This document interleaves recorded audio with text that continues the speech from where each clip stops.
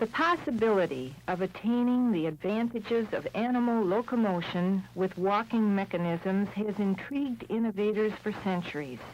The earliest known patent for a walking device was issued to Gompertz in 1814.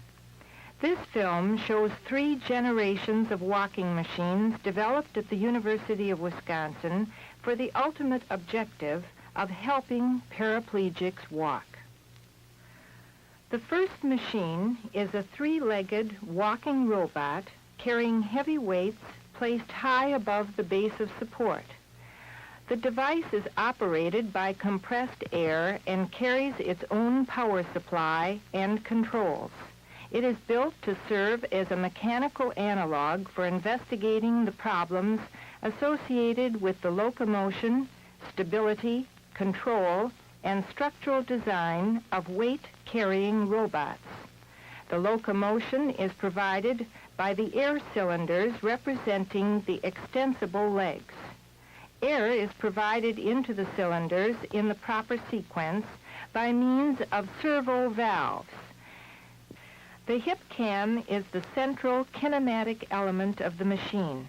It provides the support for the body and keeps it leveled during walking. The cam follower on the forward leg produces the restraining support for the body when the other leg is maintained at a constant length. At various points in the walking cycle, it is necessary to prevent rotation of the leg about the foot plate. This is accomplished by pressure-actuated clamping cylinders placed at the ankle joint. The second robot is developed to investigate the feasibility of a powered exoskeleton for providing locomotion to non-ambulatory persons. The machine is designed for one-directional walking, and the motion pattern for all the joints is coordinated by cams mounted on a single cam shaft.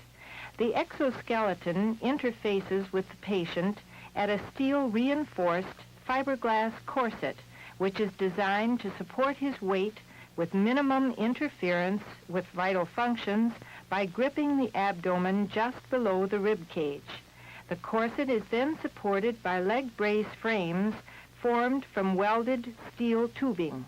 Special care is taken to fit the leg brace frames to the patient's leg without restrictions or binding. Power is supplied by a 1/3 horsepower, 7,000 RPM DC motor mounted in the power box located on the back. Hydraulic and worm gear speed reductions, along with cams, rocker arms, and coaxial cables, generate the kinematic and power requirements to move the leg braces in a pre-designed walking pattern. To be useful for ambulation, the machine must also be able to provide sitting, climbing stairs, and stepping over obstacles under the patient's control. This can be accomplished with the help of computer control. The third walking machine was then developed to study the feasibility of a computer-controlled, multitask-powered exoskeleton for paraplegics. It is an extension of the previous walking device and provides computer-controlled, multitask capability under the patient's command. The different joints are powered by hydraulic actuators whose servo valves are driven by the operational amplifiers of a hybrid computer. The motion patterns are digitally stored in the computer, and the different actions can be executed at different speeds by activating the input control switches, which are mounted within the reach of the patient. Although a large hybrid computer was used in the developed prototype, the system is designed for control by a microcomputer no larger than 4 inches by 4 inches by 6 inches to be carried in the power backpack. The ambulation task capability in this prototype are walking, sitting, standing, climbing stairs, and stepping over an obstacle. This is slow motion execution of these tasks. First you see slow walking with a short stride.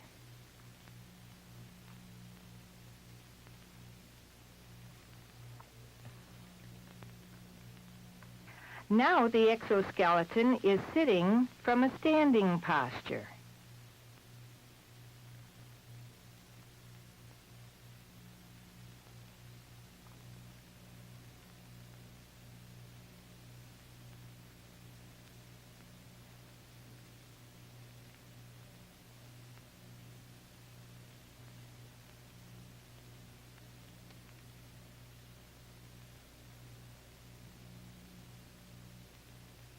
Now it is standing up again.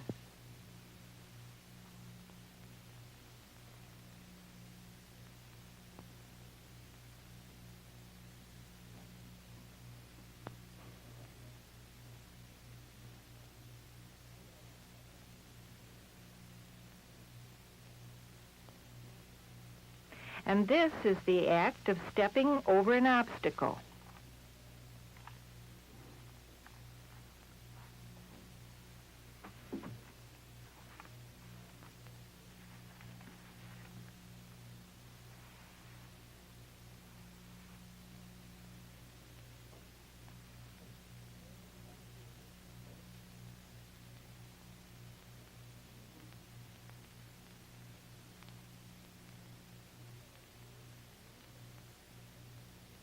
This illustrates the motion of the different joints in the act of climbing steps.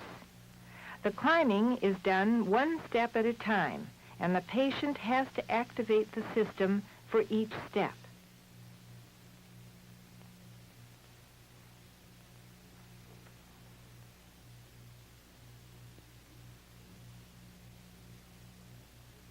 Each joint in the exoskeleton is equipped with an angle sensor, and all the signals during any act are fed back to the computer to ensure that the actuators are performing as instructed, and if any error is detected, it is instantaneously corrected.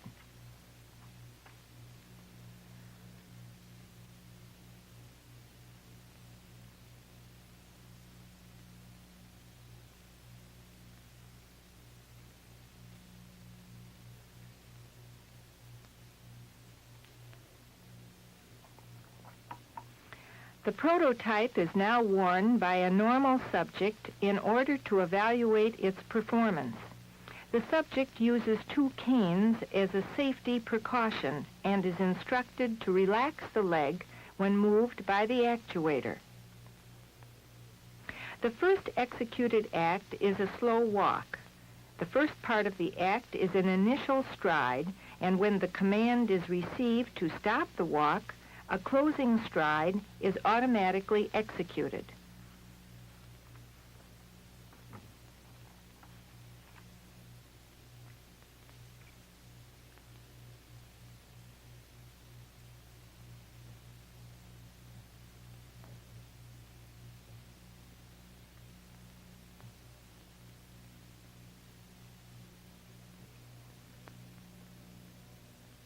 The exoskeleton is now helping the subject sit from a standing posture.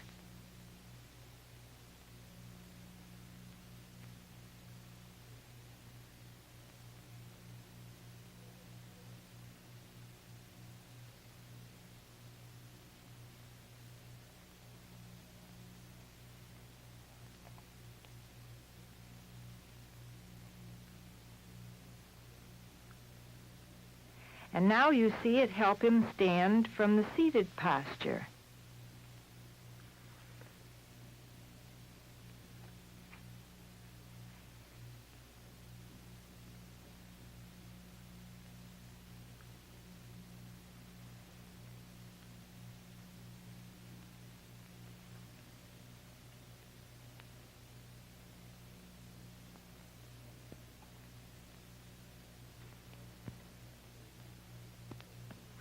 The stored motion profiles of 2 of the joints and the actual executed angles are shown in these live polygraph recordings. The top 2 records are the stored motion profiles, and the lower 2 are the actual motions of the joints as indicated by the angle sensors. It can be seen that the actuators perform the expected tasks stably and without detectable error. Besides demonstrating the feasibility of powered exoskeletons for paraplegics, the developed prototype can be used in physical therapy to provide controlled exercise with graded assistance and to teach those with some muscular strength to walk again.